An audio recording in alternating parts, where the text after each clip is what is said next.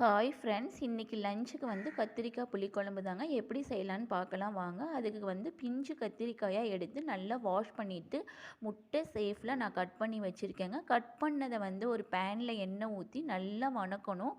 கத்திரிக்காய் நல்லா வணங்கினதுக்கு அப்புறம் நான் அதோட தாளிப்புக்கு வந்து சின்ன வெங்காயம், பூண்டு, 2 பச்சை மிளகாய் எடுத்து வச்சுருக்கேங்க. இன்னொரு பேனில் எண்ணெய் ஊற்றி கடுகு, வெந்தயம் போட்டு நம்ம கட் பண்ணி வச்சுருக்க சின்ன வெங்காயத்தையும் பூண்டையும் போட்டு நல்லா வணக்கணுங்க. அது வணங்கினதுக்கப்புறம் 4 தக்காளியாக நான் மிக்ஸி ஜாரில் அரைச்சி வச்சுருக்கேங்க. வெங்காயம் வணங்கினதுக்கப்புறம் அரைச்சி வச்சுருக்க தக்காளியை ஊற்றி நல்லா வணங்கணுங்க. அதோடையே வரமிளகாத்தூள், மல்லித்தூள், மஞ்சத்தூள், தேவையான அளவு உப்பு எல்லாம் போட்டு நல்லா வணக்கணுங்க. எண்ணெய் பிரிஞ்சு வர அளவுக்கு வணக்கிட்டு நம்ம வணக்கி வச்சுருக்க கத்திரிக்காயை அதுக்குள்ளே போட்டு மசாலாவோட நல்லா வணக்கணுங்க.